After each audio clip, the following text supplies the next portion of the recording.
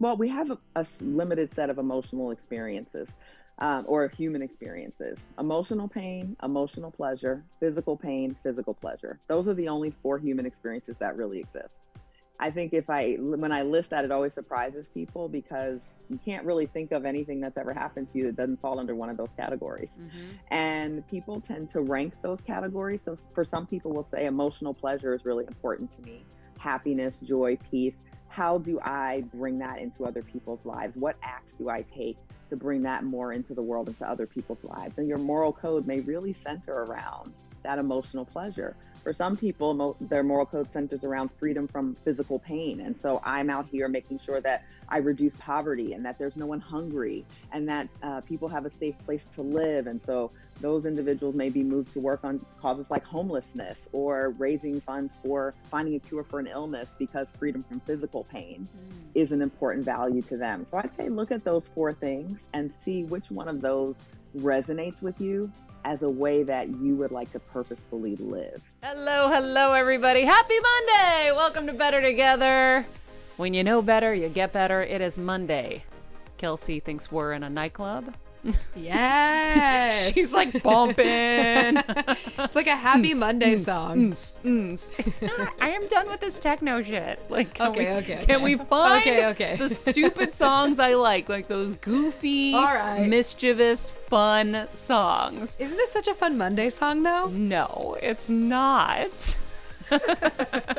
It's fun because I can make fun of it. Anyway, thank you guys for joining us. Our quote of the day: by communicating interests, oh gosh, here we are with this quote again.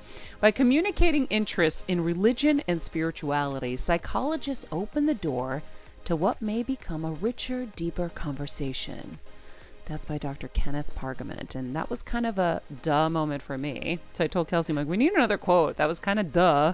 But you know what? Our guest today is going to help us have that deeper conversation. So I'm really excited.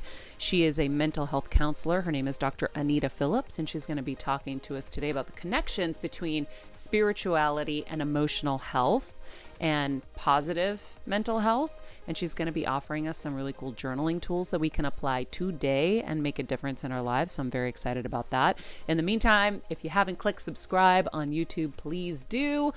Also, if you haven't joined us at Patreon, click the link tree in my Instagram at Maria Menounos and join us now. So please keep sharing. So many of you have been socialing out on your Insta stories, on your Instagram feeds about your favorite episodes. A lot of Peter Crone fans recently. So thank you for sharing it with your friends and family and followers, because we're really trying to expand this out. And, you know, we're doing it on our own. This is like, you know, when Bethany Frankel was starting her like Skinny Girl, like she started it on her own. And so you guys are a part of the building process with us. And so we're really grateful. And we're grateful for all of our new fans who are coming in from Ed Milet. I did his podcast, and a lot of people came over from that. A lot of Tony Robbins people from the seminar I spoke at. Yep. And a lot so many more. You had a lot from John Edwards, and you had a lot from the Brain Tumor Society. Oh, the American Brain Tumor Society. Yeah. So welcome, everybody. Thanks for being with us. Today we're going to talk about burping. What? Yes. This is really important information for your health and wellness.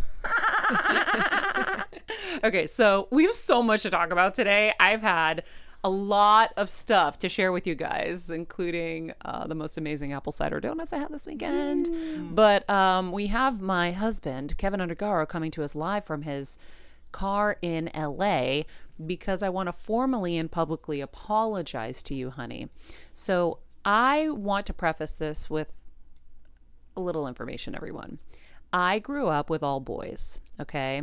Inside my heart, I am very boyish, okay? Some would call me a tomboy. I would say, like, take tomboy, maybe take it up a notch, right? That was me. And I grew up with a lot of male cousins, and we would have burping contests. And I was really gifted at it. I remain gifted at it. It is a silent gift I don't share with all of you because everyone tells me it's disgusting.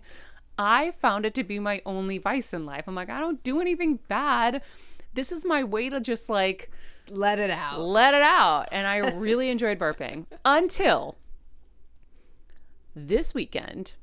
Steven formerly of the show, but he's still here with us, and he was here with us this weekend shooting. Saw that it was trending, I think, on TikTok. There was a burp challenge. And he goes, you should do it. Because, of course, anybody really, really on the inside has been privy to a burp here or two for entertainment purposes. And so, I share my gift with those I'm closest with. That's true. Kelsey's like, yeah, I know. And so, anyhow, once I get really comfortable with you, then I'll burp in front of you. But I feel special. I will say I went on the TikTok challenge. I had just woken up. I think it was Saturday morning. I just woke up and I'm looking at TikTok and I click on the burping challenge and you're hearing people go, and I'm wanting to throw up. And I have a strong stomach. I can watch surgeries. I can handle blood. Like, I'm good. You could do anything and I'm not going to really like have an upset stomach. This turned my stomach in such a deep way that I thought I was going to throw up in bed. Okay. So I sat there in disbelief because I'm watching myself and I'm like, oh my God, I'm an animal. I am a disgusting animal. And so I called up Kevin. Are people talking in the chat? What are they saying? The steamer just goes, about time. Kevin has been owed a public apology for years. I'm screaming. So I called up Kevin and I go, honey, I have to say I'm so sorry. He goes, for what? I go, I'm really disgusted at burping now. And I don't know if I can turn back. And he was like, I have had to endure this for 2 decades. So, honey, I want to publicly apologize to you and I want to give you the throne for a second. Maybe you can tell people how talented I was because there is that too. Zero talent. And I want to tell you, I talk about defiant morons. My favorite kind of moron is the defiant one. Okay. Who's like the moron but thinks they're amazing and thinks like, no, my shit doesn't sink. Well, I will tell you, in this one area, Maria, of your life, you were a defiant moron because when I said, Maria, stop doing this, it's disgusting. It's like nails on a chalkboard to me. It's just like, and you're like, no, it makes me feel good. It's my way of doing it, and I'm not going to stop. Even your dad tried like to talk to you. I'll never forget, like, so many interventions. You were like defiant moron, like, like every, by the way, classic American of what's going on in our country today. You were just like, nope. I'm right. My burps are amazing. And they good were. For me. My burps rock. I thought they were. I could sing songs. I could speak sentences. I thought I had a talent, guys. No. So you know what? You do that alone. Yeah. Or if you have to like release, you could do it into a towel. You could do it. No, but that's not fun. Fun is to shock people. The house feeling like it shook. I'll tell you a fun fact on my Miss Teen USA application. So I won Miss Massachusetts Teen USA. I went to Miss Teen USA and they wrote talent and I said I can burp louder than anyone else. Oh my So a radio station had me in Las Cruces, New Mexico. And they were like, what do you need? I'm like, give me a Diet Coke. And I took the Diet Coke down and I burped so freaking loud the DJs fell off their chairs. It was like the earth shook. That's amazing. And you wonder why I didn't win. So I'm glad Steamer's in the chat because the only burp that really is to be saluted was Booger's burp in the original Revenge of the Nerds where he beat Booger. That is the only burp that is to be saluted. Oh my gosh. Period. But your audience would never get. No, excuse me, Roxy Stryer and your generation sees that as a date rape movie, so. Call out but rocks. Call out rocks. Honey, you're so old. Boomer. I'm personally glad that she found that video and found it disgusting. I was like, yeah, Maria. Yeah. Guys, it's a big, so, I was posting this the other day. I'm like finding myself here. And I guess I am. I'm having a lot of time by myself to realize things like this. Well, it explains a lot. I don't know if you felt the earthquake the other day, Kev, but this was pre-Maria's epiphany. So maybe that was what the earthquake was. Guys. It's all adding up. It's all adding up. In the meantime, we are so excited to chat with Dr. Anita Phillips. She has spent her career blending faith with individual and group therapy for a wide range of issues, including depression, anxiety, grief, addiction, and abuse. She's a PhD holder in counselor education and supervision from the University of Maryland. She's co-authored a number of influential papers for highly respected peer-reviewed journals. Dr. Anita is passionate about bridging the gap, like we said earlier, between our spiritual life and our emotional health. And she's joining us today to help us navigate this very challenging time. Dr. Anita, thank you so much for being with us. Hi, how are you? Thanks for having me. Of course, of course. You know, you're a passionate woman of faith and a firm believer that this mental crisis is obviously that's affecting our country. You believe that both institutions, the church and the world of psychology, are failing each other. Can you go into that a little bit for us? Definitely. Well, for a long time in psychology, religion was kind of stigmatized. And so it was seen as something that could undermine mental health and that people needed to think beyond it. And so people for whom religion was very important didn't feel like they could trust the field of psychology. And so thus began this cycle of kind of each rejecting the other. And that is starting to break down somewhat now, but I think we need to talk about the terms of that so that we can have the proper relationship. And that's why you hear us talking sometimes about spirituality, sometimes talking about religion. I use the word faith as an umbrella term because while some people can say, well, I'm spiritual, but I'm not religious, not too many people will say I'm religious, but I'm not spiritual. And some people don't experience a difference. So they're both components of faith and they can vary in their role from person to person. Yeah, I never realized that one was stigmatizing the other. And I guess like, you know, when I talk about spirituality, it's a way to think about it in a kind of agnostic way where anybody can be spiritual and everyone can hold their separate beliefs, right? Like I was raised Greek Orthodox Christian, but you know, I feel like generally most religions have like a base that's kind of foundational to all, right? And then there are like those like minor or more, you know, maybe less minor differences between all of them. But I like using faith as the umbrella. I think that's really a better way to kind of go about it.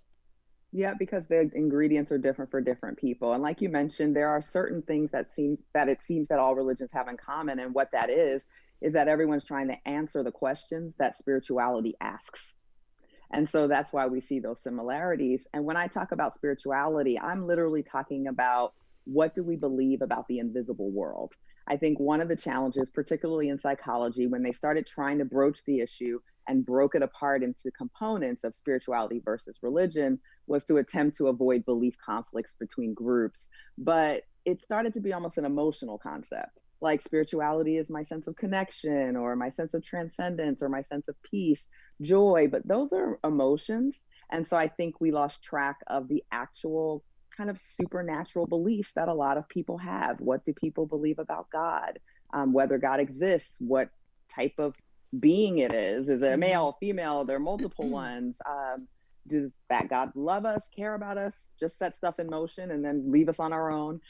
Is there life after death? How are we supposed to handle that? And in a year like this, where so many of our norms are being challenged, where we're being traumatized every day, people are asking these questions a little more often than they had been before. So how do you, this is like the challenge, right? Because everybody's really triggered by words a lot. And, you know, I think for the most part, people avoid so much so they don't have to get into conflict, right? So like I'm terrified to say Merry Christmas. Right? Because I don't want to offend anybody. So so I'm like, okay, happy holidays. Okay, we'll go with happy holidays. But like, how do you hold what you believe and have conversations? Like if we're talking about God, we're going to be excluding certain people who don't believe, right? How do you carry conversations in a respectful way without avoiding it? Because what you're basically saying, which is really fascinating, I never thought about it, is we're omitting God because we're so afraid to speak about it and offend people that don't believe in God. But then at the same time, I get it from the other side. This is what I always say, like I'm empathetic to all sides because I see it. Like if you don't believe in it, now I'm like talking about it, it could be offensive to you, I guess. I don't know. I think it's about, if anytime we want to talk about the issue, one, talk about your own personal experience. I grew up I'm a pastor's kid, I'm a pastor's grandkid, I'm a pastor's wife. So my life is very full of these kind of conversations. But I taught my children to talk about their experience. What does it mean for them? We aren't in a debate. We're not arm wrestling with people. But this concept, it seems like that sometimes. But the concept needs to be broken apart to recognize, like, we can use the word deity. What do you believe about what you can't see? I love That's that the line. question. What do you believe about what you can't see? Do you believe that there's an invisible world that's populated in any way? Some people believe in angels and they think mostly about angels, but not about God. And our language is influenced by Christianity a lot in the Western world, of course, but you can peel those layers back. I love to ask my clients who are very religious to tell me who their spiritual guides are without using religious language. So just like, introduce me to your deity. Like, what are they like? What do you talk to them about? What do they do? What's the relationship between that deity and humanity? What's the relationship between that deity and nature? Just give me like a really general idea of who that is without using religious terms. And it helps people get to the core of what they really believe.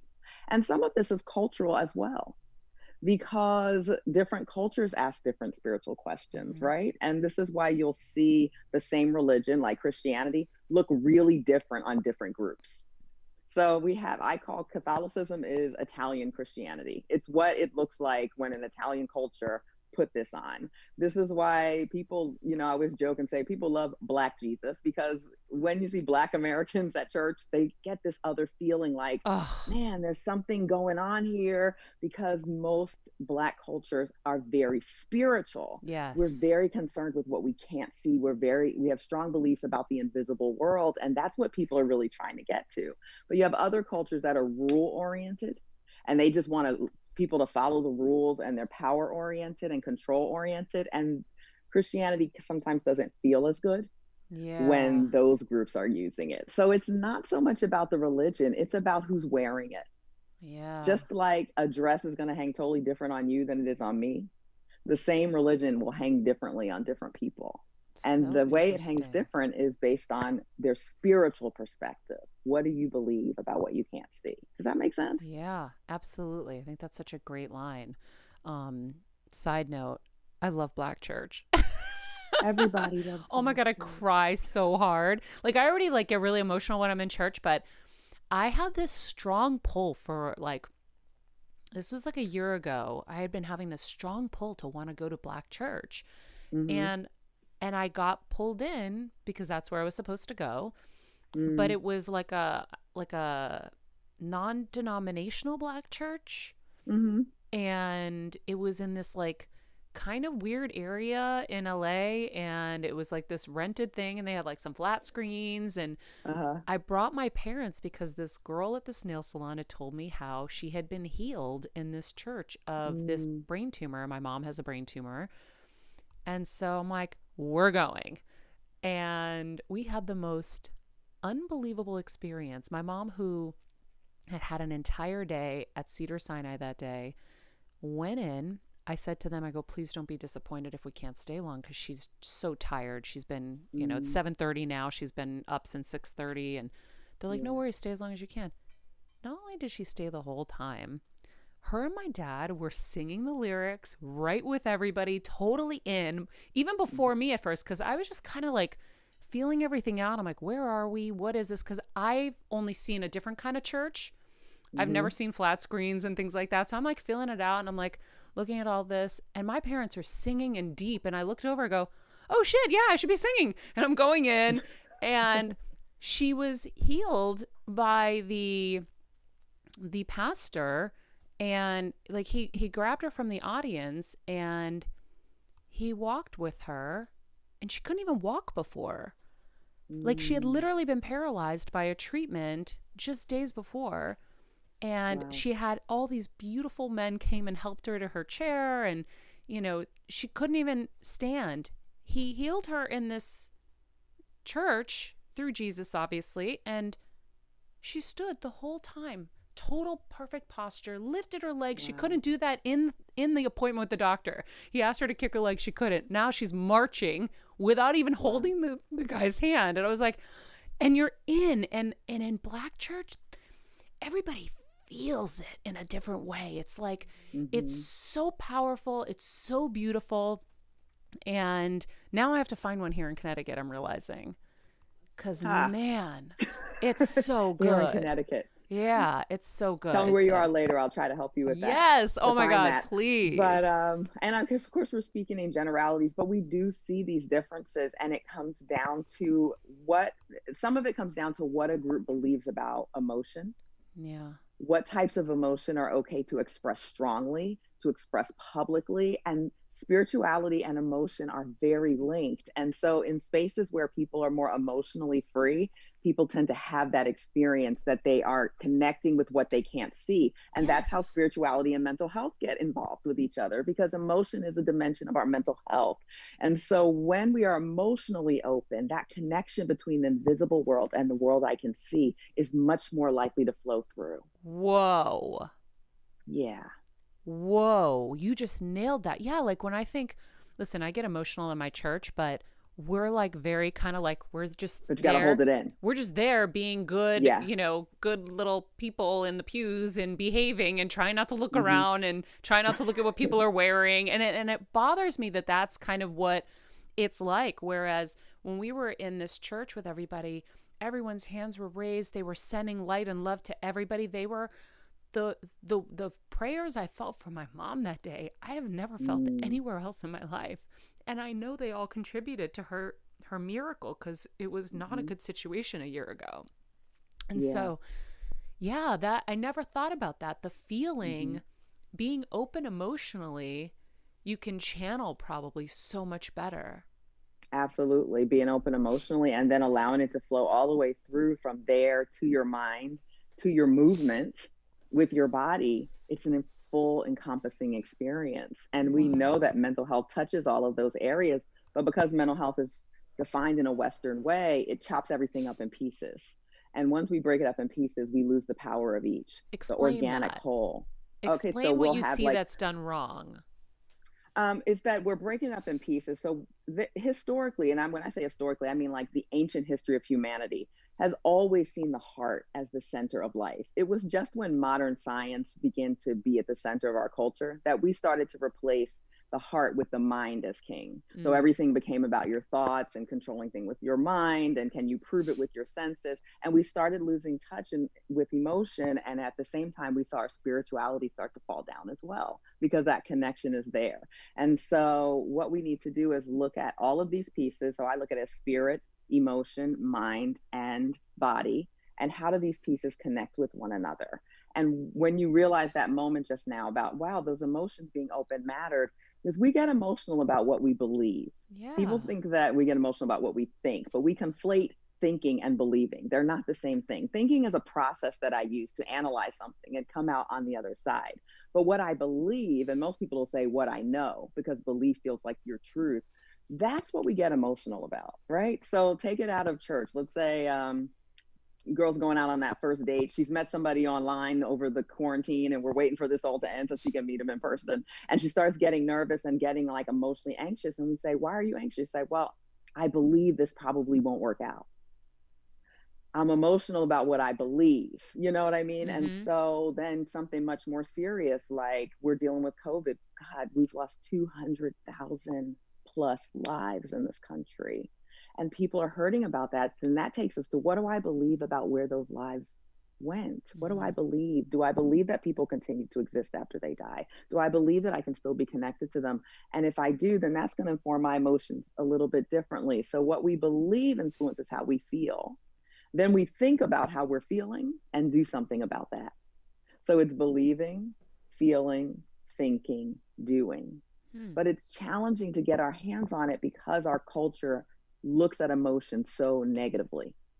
Like emotions are something to control, that they are somehow the opposite of being rational, and we need to make sure they don't influence us in any way. But that is our primary link between that spiritual space and how we live our lives here. So we have to let our emotions loose in order for us to fully connect all the pieces.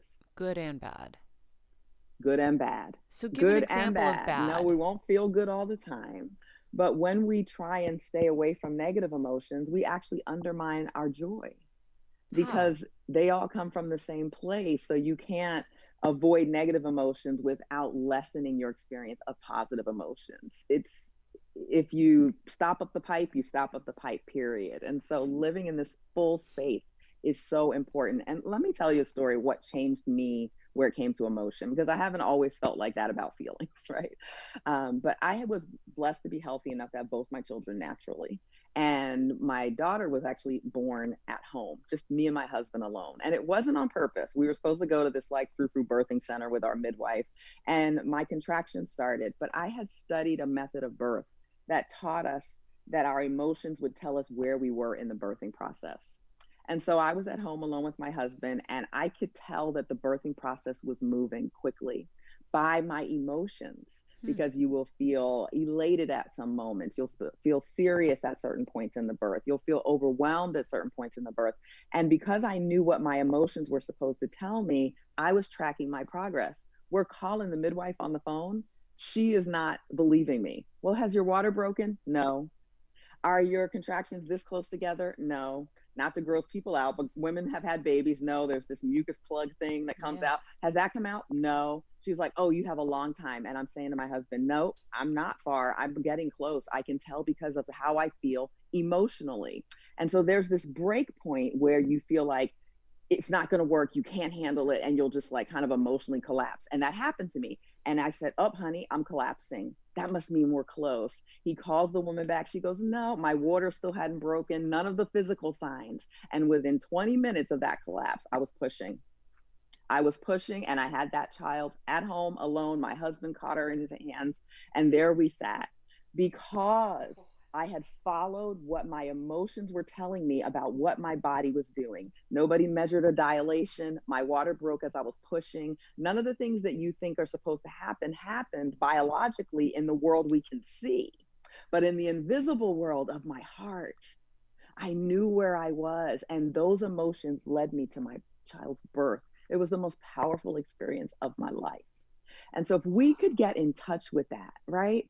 Those emotions were rooted in what my body was doing. My trust in my body and my emotions was rooted in what I believe about how I'm created.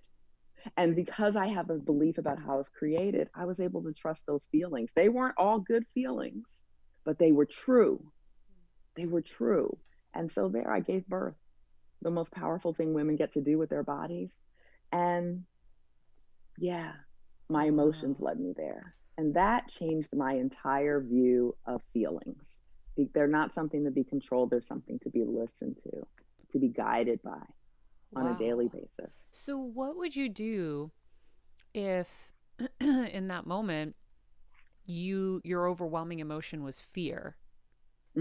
Right? Like we're training ourselves to how to get rid of fear, right?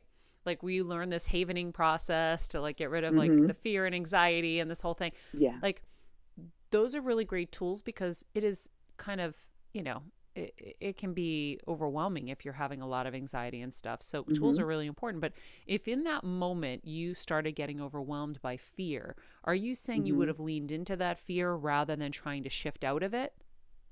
When I was giving birth, absolutely. I leaned in to let it pass. I listened to it. I heard it, but I was also aware of the message that it was sending me in the birth process.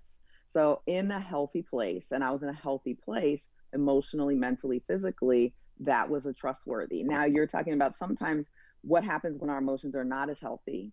How do we figure out where the balance is? And that begins with where's my baseline? We all know ourselves. What's our baseline? I like asking some of my clients to finish certain sentences when I first meet with them. And one of them is, ever since I was a kid, and I love to have my clients finish that sentence like 5 different times, because we know ourselves better than we think. Ever since I was a kid, I was always kind of anxious. Ever since I was a kid, I always loved giving people gifts. Ever since I was a kid, I was afraid of this. And once we can establish a baseline, then we look and see how far are you from your baseline, what is your unique emotional personality, so that you can know what's yours. Because too often we're trying to match a preset standard of how we should be. But Hmm. who are you emotionally, personally? And then we can judge health and illness from there. I love that. I've never heard anybody do that process. Yeah, just start from scratch. Who are you? We know ourselves really well if we slow down to think about it. We know Oh, ourselves pretty well. And a lot of times we go into the therapy office hoping someone will tell us something about ourselves we don't know. But you do know, you're the expert on you. I'm just there to ask you the questions to help you unravel that and discover that you already knew who you were and then what's normal for you. And then we'll start to work on things that are maybe less than healthy for you. And how do you get back to your baseline, not my baseline, yeah. not someone else's baseline, your baseline. Yeah, that's so funny. I feel like being here in Connecticut, I'm getting back to my baseline. That's why I've been like getting so Mm, emotional lately. I'm like, ever since I was a kid, I've loved being outside. Ever since I was a kid, I've loved animals. Ever since I was a kid, like mm-hmm, I'm feeling all these feelings being back here, mm-hmm. and yeah, it's funny. It's funny how things swap too. Like I feel like I left anxiety and stress behind when I moved to LA, and then I had peace Mm. there because I was away from everybody, and now I want to be away from that everybody, and I want to be this way. I don't know why, but it feels like it's swapped, but that's a really great technique for us to kind of I always say like every one of these interviews I love having takeaway that we can apply. Mm. So if we can sit with this info and just jot down a few things ever since I was a kid and kind of figure out Yeah. where our baseline is. I love that. You also talk about journaling with the 5 elements, and I'm really Mm-hmm. fascinated to hear about this. Um, of our five spiritual elements. Mm-hmm. Yeah. So if I look at spirituality as having those five elements, one I mentioned earlier, what do you believe about your deity? If there is one or not one, then in the absence of one, what do you believe about reality? What does that matter to you? The second one is what we believe about life after death. And that's a really important thing because people don't like to approach that all that often because it's scary, right? No one wants to think about death all the time, but it is being pushed more forward this year because of COVID. So, what do you believe about life after death? What do you believe about morality? What is the most important thing that human beings can do for each other? What is the one thing that you say, this is how we should treat each other? These are the bases, and really dig into it. Not just like we should be good to each other, golden rule, but I mean, really dig into what we owe each other as human beings. The fourth one would be, what is our purpose in life? Talking about purpose, right? What is our purpose in life? What am I here for? What are the connections that I should make? What mark do I want to leave? Legacy is a dimension of purpose. What mark do I want to leave? So purpose isn't about productivity, it's not about being busy. It's about how the world will be different when I've left, whether it's my family, my friends, or the larger world. And then finally, how do I bridge these things into my lived life every day? Because a lot of times spirituality can get lost over there, and then it's Mm. like, okay, but now I got to go do the laundry, run, like, do these things. How do I bridge those things into my life? And so you can ask yourself that each day. How am I bridging a little bit of this into my life to make my life more substantial and more congruent with what I believe about what I can't see? You'll start to live more intentionally. I love that. How do we dig into morality and what we believe about morality? I Mm, don't know what that would look like. To me, like I ended my first book with I really believe that we're all here on this planet to help each other. hmm. And um, I just that would be my first instinct, but you're like dig deeper and I'm like I instantly I'm like how? Yeah, well, we have a limited set of emotional experiences or human experiences: emotional pain, emotional pleasure, physical pain, physical pleasure. Those are the only four human experiences that really exist. I think when I list that, it always surprises people because you can't really think of anything that's ever happened to you that doesn't fall under one of those categories. Mhm. And people tend to rank those categories. So for some people will say emotional pleasure is really important to me. Happiness, joy, peace. How do I bring that into other people's lives? What acts do I take to bring that more into the world, into other people's lives? And your moral code may really center around that emotional pleasure. For some people, their moral code centers around freedom from physical pain. And so I'm out here making sure that I reduce poverty and that there's no one hungry and that people have a safe place to live. And so those individuals may be moved to work on causes like homelessness or raising funds for finding a cure for an illness because freedom from physical pain is an important value to them. So I'd say look at those four things and see which one of those resonates with you as a way that you would like to purposefully live. I love that. Wow. You're really interesting because you're blending so many worlds that were separated, I feel like, and it gives you kind of like a more holistic approach to all of this. Very much. That's really important to me because I think ever since I was a kid, I wondered. My mom tells this funny story about me where I was doing some math homework in like second grade and I looked really distressed. And she came over to me and she said, "What's wrong? What's wrong?" And I said, "I do not understand why I do not understand this." And I think that probably is pretty central to how I live. I want to understand the bigger picture. But also, I had an older sister who had a serious mental illness when I was growing up. If she were diagnosed today, it would probably have been bipolar disorder with some psychotic features.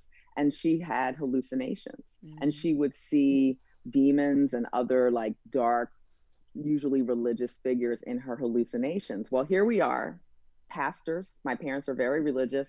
My sister is having what seems to be religious visions. We didn't understand what mental health and illness was at the time, right? This is like the late 70s, early 80s, and no one's having this conversation. And there was so much chaos in our house. And because we didn't understand what was happening, my sister got sicker and she got sicker and eventually even tried to actually kill our entire family because these voices were telling her to commit this violence. And we didn't have any idea how to respond. My parents are praying.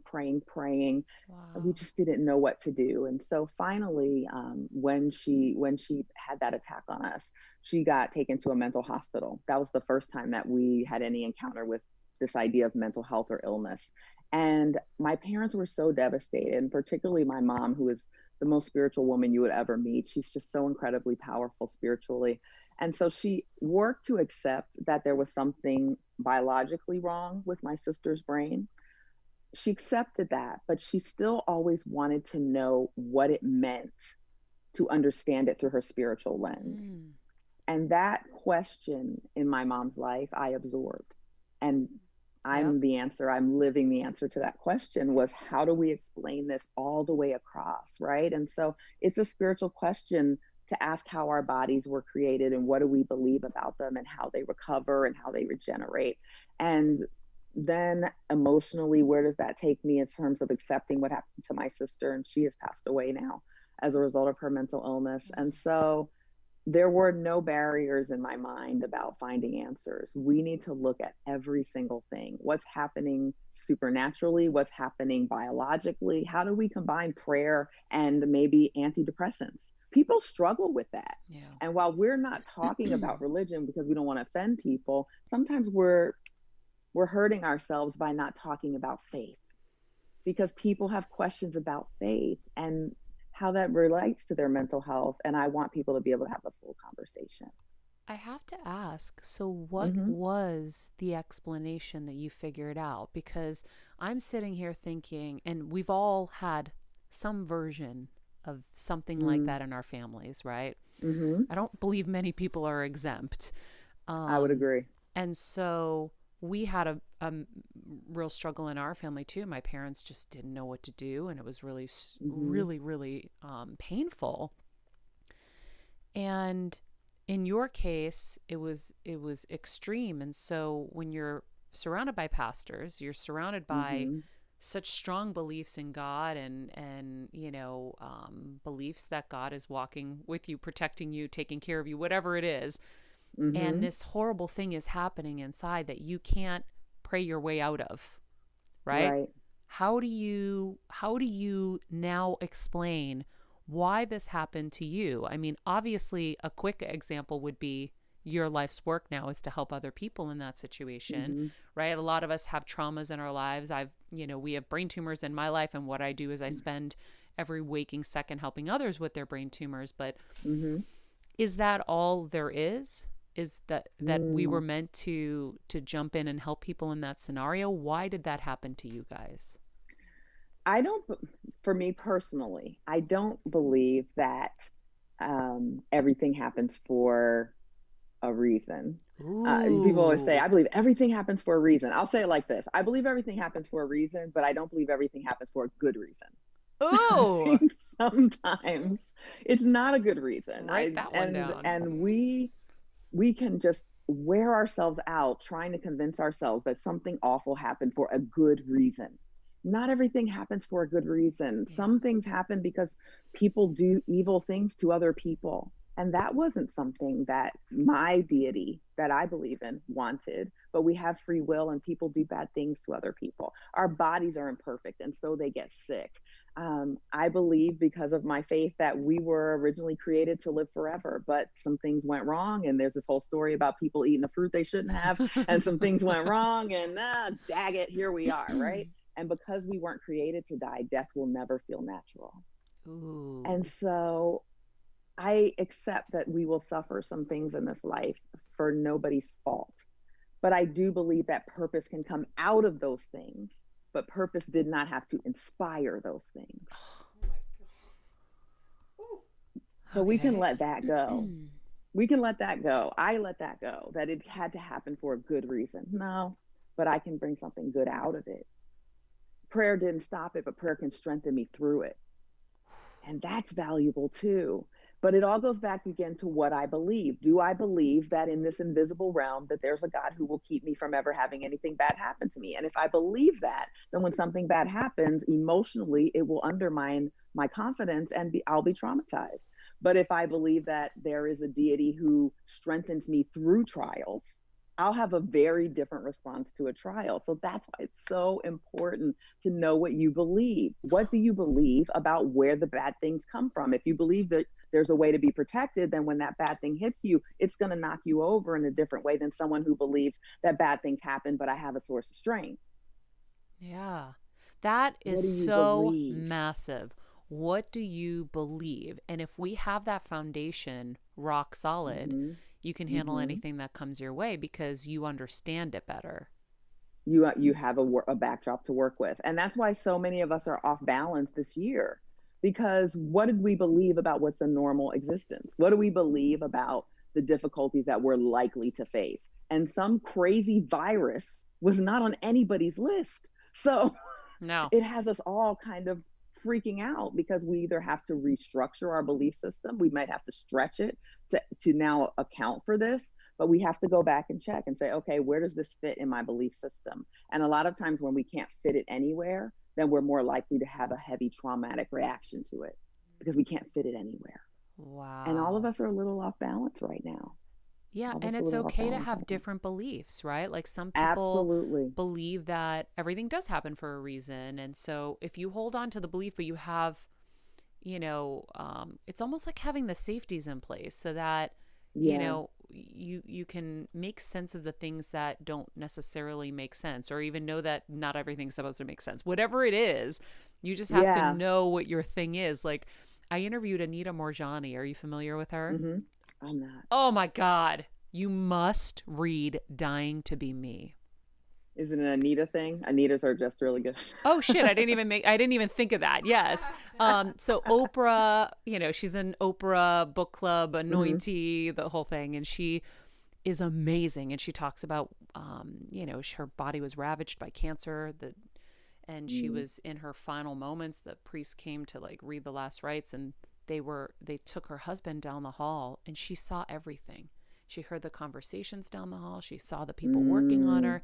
She went to the other side. She said past and future all were intertwined and happening at the same time. And, her life was like on a tapestry. She could see everything.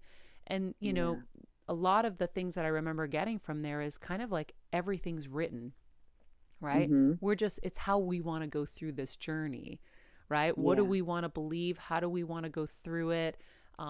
It's all there, but some other people may not think everything is written, and that's okay. That's very true. And you know what? Those two people might have the same religion.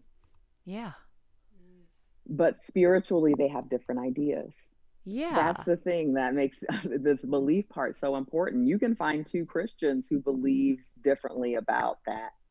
So it's not so much the religion, it's the question underneath. Yeah. What do I Wow. really believe? What an What do I really amazing, believe? amazing conversation. Dr. Anita Phillips, you are amazing. This was amazing. Thank you so much. Thanks for having me. If you guys want to follow Dr. Anita on Facebook, you can go to facebook.com/Dr. Anita Phillips, or you can go to her website, anitaphillips.com. We'll put that all in the summary of this episode.